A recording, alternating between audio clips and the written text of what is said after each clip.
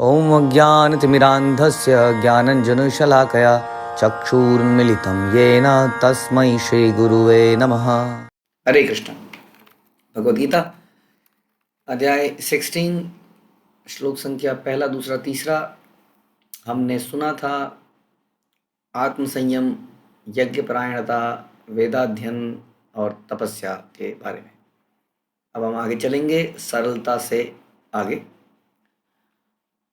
सरलता बहुत ही इम्पोर्टेंट गुण है जो एक भक्त के अंदर होना चाहिए, क्योंकि उसका कारण ये है कि भगवान गीता में बोलते हैं कि जो व्यक्ति प्रिटेंडर है, यानी कि अंदर से कुछ और है बाहर से कुछ और है, उसको भगवान अपना प्रेम नहीं देंगे। क्यों नहीं देंगे? क्योंकि वो अंदर बैठे हैं, वो जानते हैं संसार में हम धोखा कर सकते हैं, अंदर से कुछ और भावनाएं रख सकते हैं, ऊपर से प्रेम दिखा सकते हैं। कई लोग ऐसे मिलते हैं हमें जो सामने बैठेंगे तो कहेंगे आप ही हैं, बस आप ही हैं, आप ही की वजह से सब कुछ हो रहा है, और पीछे से बहुत कुछ उटपटांग बोलेंगे। तो ये जो दोगलापन है, अब भगवान तो अंदर ही बैठे हैं, वो देख लेते हैं कि ये भक्त नहीं है, ये ढोंगी है, ये बिजनेसमैन है, ये मेरे पास किसी इच्छा से आया है। हाँ, कुछ मुरादें हैं इसकी, कुछ इच्छाएं हैं, बड़ा बनना है, वटेवर। तो उसके कारण से ये मेरे पास आया है। वास्तव में ये मुझसे प्रेम नहीं करता है, मेरी शक्तियों से प्रेम करता है, शक्ति का पुजारी है। तो ऐसे में भगवान अपना प्रेम नहीं देंगे उस व्यक्ति को। ऑब्वियसली क्यों देंगे? वो प्रेम चाहता ही नहीं है। जो व्यक्ति जो वस्तु चाहेगा वही तो उसको मिलेगी। तो इसलिए सरलता बड़ा इम्पोर्टेंट है। सरलता फिर हम अपने अंदर कैसे लाएं? यदि भगवान को बिल्कुल ये कपटता भगवान को बिल्कुल भी अच्छी नहीं लगती है। Dual character, dual personality. तो उसके लिए हमें क्या करना चाहिए? उसके लिए हमें ध्यान रखें कि जो हम सोचें वही हम बोलें, और जब हम बोलें वही हम करें। ये बड़ा इम्पोर्टेंट है। जो हम सोचें, चिंतन चल रहा है, ऐसा नहीं है कि चिंतन तो चल रहा है, क्या बेकार की लेडी है, तंग करने आ जाती है, और जैसे सामने आए हरे कृष्णा आप कितनी अच्छी हैं, हाँ, और फिर करने में हम उसके पीछे से और कुछ करें। तो चिंतन अलग है, बोल अलग है, और करना कुछ और है। तो ये होता है टोटली करप्ट पर्सन, या totally dual personality, dual triple personality. तो ऐसे व्यक्ति को कृष्ण प्रेम कभी नहीं मिलेगा। वो कभी भगवान के धाम नहीं जा पाएगा, क्योंकि वहाँ केवल प्योरेस्ट सोल्स जा सकती हैं, और हमें अपने आप को प्योर बनाना है। यही हमारा पर्पस हमने सुना था। तो इसलिए सरलता बड़ी आवश्यक है। एक तो सरलता हमने बोला ये कि हमारी सोच, हमारी कथनी और वचन और उसमें एक्टिविटीज़ में कोई डिफरेंस ना हो। दूसरा कि हमारे जीवन की शैली बड़ी सिंपल हो। वो भी इसी, उसका मतलब भी यही है।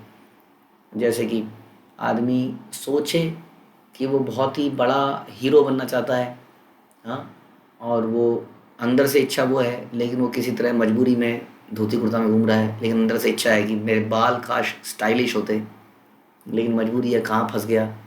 हाँ, कई बार छोटे छोटे बच्चों के अंदर ये भावनाएं होती हैं। छोटे छोटे बच्चे बाल कटवाने को मना करते हैं आजकल, अगर उनके छोटे बाल काटने को बोले तो। क्योंकि although they are living with devotees, but अंदर से जो डिज़ायर्स हैं पिछले जन्मों से जो चली आ रही हैं, वो बरकरार रहती हैं। इस कारण से उनके अंदर इच्छाएं होती हैं इस प्रकार की। तो अच्छा, इस प्रकार से हमारा जीवन शैली कैसे होनी चाहिए? सरल होनी चाहिए। यानी कि हमारा पहनावा, हमारा खान पाना जितना हो सके, वी कैन नॉट कंपेयर। हम कह नहीं सकते ये सरल है, ऐसी कोई डेफिनेशन नहीं है कि ये का अगर आप करेंगे तो सरल है, या अगर आप धोती कुर्ता पहनेंगे तो आप सरल हो। ये भी कोई पक्का नहीं कह सकते हम। हाँ, क्योंकि सरलता होती है आदमी के अनुसार, हर व्यक्ति के अनुसार। किसी व्यक्ति के लिए ट्रेन में जाना, एसी ट्रेन में जाना सरलता हो सकता है, क्योंकि वो फ्लाइट में ही घूम सकता है। किसी व्यक्ति के लिए एसी ट्रेन में जाना लग्जरी हो सकता है। हाँ, depends on every person. Anyway, हमें अपनी इस प्रकार से जीवन शैली जिए जिसके लिए हमें अधिक प्रयास ना करना पड़े।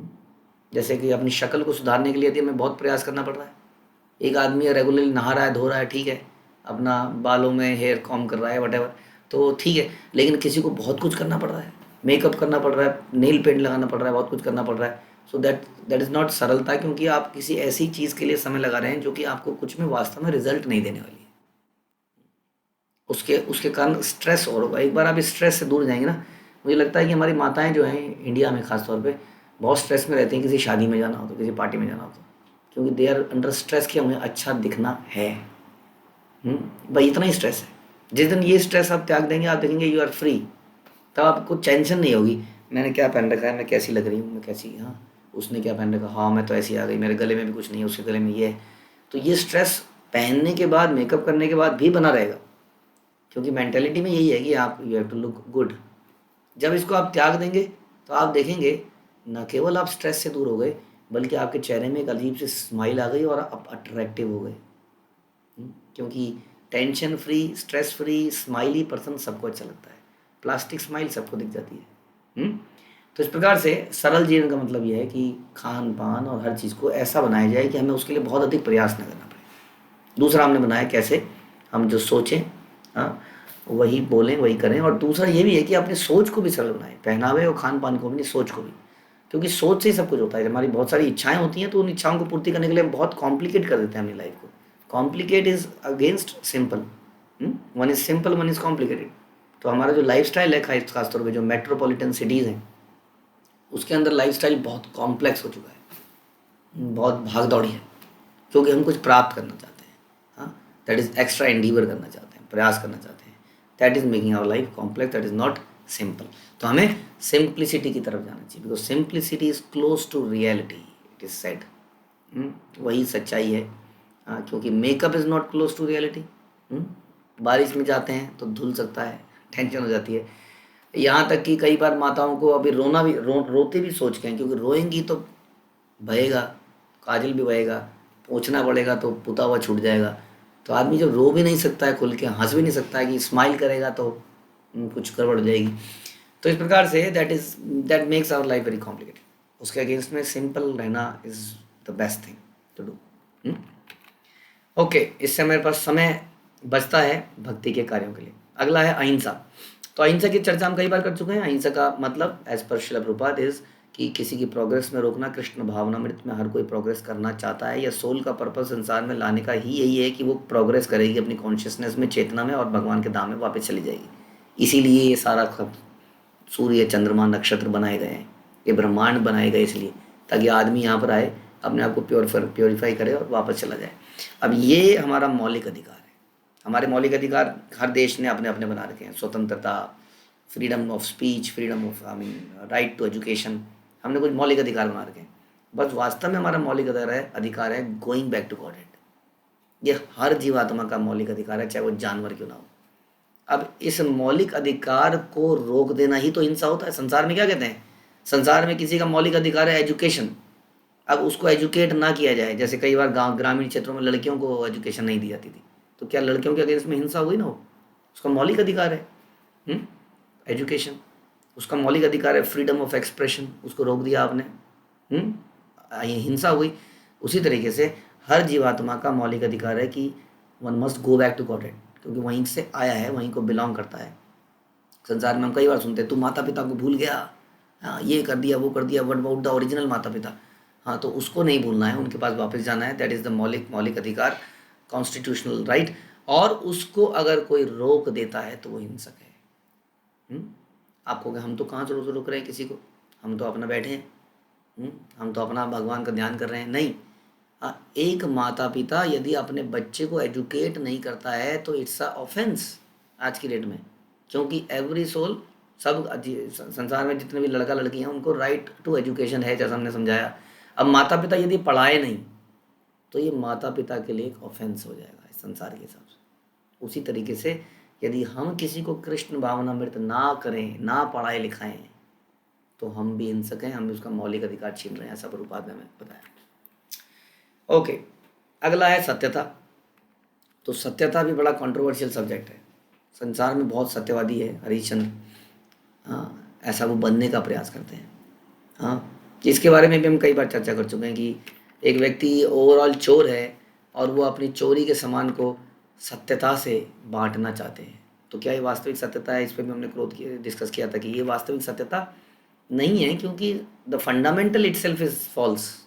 जिस आधार पे आप बैठे हैं वही झूठ है, उसके ऊपर आप सत्यता के पिलर बना देंगे तो क्या होगा? पिलर गिर जाएंगे। The foundation must be based on the truth, and the truth is that we are not this body, we are the spirit soul. हम भगवान के अंश हैं, हम ये आत्मा है, भगवान के अंश हैं, हम ये बॉडी ही नहीं, हम ये शरीर नहीं है। इसलिए शरीर के आधार पर हम जितने भी सच बोलते हैं, क्योंकि नींव ही झूठ थी, तो सारे के सारे झूठ साबित हो जाते हैं। इसलिए जीवन की असली सत्यता है कि हम भगवान के अंश हैं, उनके नित्य दास हैं, और इसके आधार पर जितनी भी बातें बोली जाती हैं, करी जाती हैं, वो सत्य है, बाकी सब झूठ है। यही सच्ची बात है। अब ये सत्य लोगों को नहीं पता है, लोग सत्यवादी बनना चाहते हैं। अगला है क्रोध विहीनता। क्रोध विहीनता ये गुण हमें अर्जित करना चाहिए। संसार में बहुत सारे लोग हैं जो क्रोध विहीन होना चाह रहे हैं, इसके लिए बहुत सारे सेशंस ले रहे हैं, ट्रेनिंग सेशन ले रहे हैं, कॉर्पोरेट्स में लोग आ रहे हैं, क्योंकि क्रोध लाइफ का पार्ट बन गया है। बहुत सारे लोग इससे परेशान हैं।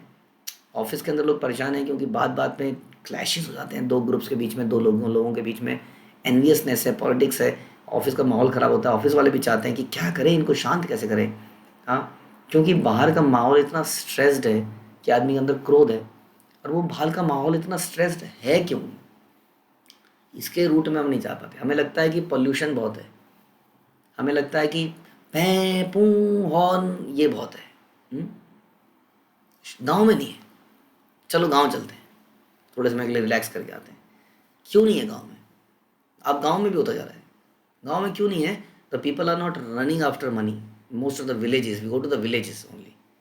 आजकल तो आप हिल स्टेशन में जाएंगे तो वहाँ पर एक मॉल रोड हर जगह होती है। वो मॉल रोड शहरों की मॉल रोड से भी ज़्यादा, मॉल से भी ज़्यादा भरी होती है। वहाँ पे भी जाके रिलैक्स नहीं है। क्यों? वहाँ पर भी एक ही कॉमन चीज़ मिलेगी, इच्छाओं की अधिकता। जब इच्छाएं बहुत सारी हो जाती हैं तो आदमी बड़ा एग्रेसिव हो जाता है, रजोगुणी हो जाता है। हुँ?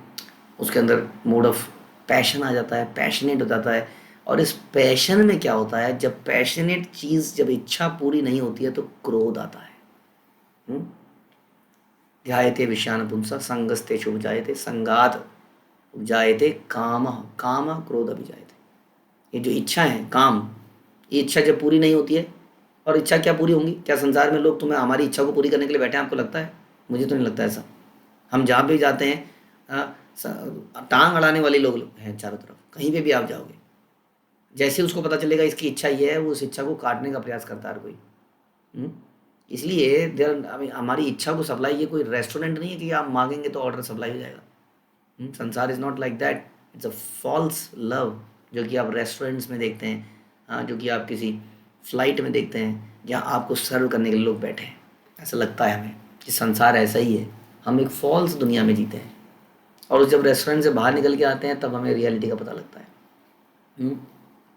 तो इस तरह से हमारी इच्छाएं जो हैं यही क्रोध पैदा करती हैं। इसलिए कहते हैं कि भुक्ति मुक्ति सिद्धि कामी सकले अशांत, कृष्ण भक्त निष्काम अतएव शांत। जो भगवान का भक्त है वो भौतिक काम उसके अंदर समाप्त हो जाता है। उसके अंदर भी इच्छाएं रहती हैं, वो रहती हैं कृष्ण को प्रसन्न करने की, और उसी के लिए वो कार्य करता है। भौतिक इच्छाएं समाप्त होने से उसको लाभ में ये मिलता है कि वो शांत हो जाता है हृदय से। हाँ, इसलिए अतएव शांत। उसका क्रोध धीरे धीरे, देखिए, हमें भक्तों के ऊपर अननेसेसरी प्रेशर नहीं डालना चाहिए। तुम तो भक्त हो, तुम्हें क्यों गुस्सा आता है? कई लोग ज़्यादा जानबूझ के भक्तों को इरिटेट करते हैं घर के अंदर। पहले इरिटेट करेंगे, फिर वो बेचारा गुस्सा, कितना वो प्रैक्टिसिंग है, वो भी दैट्स अ प्रैक्टिसिंग स्पिरिचुअलिस्ट, उसको एक स्टेज में गुस्सा आ जाए, देखो देखो देखो गुस्सा कर रहा है। That is a tendency. ऐसा नहीं करना चाहिए।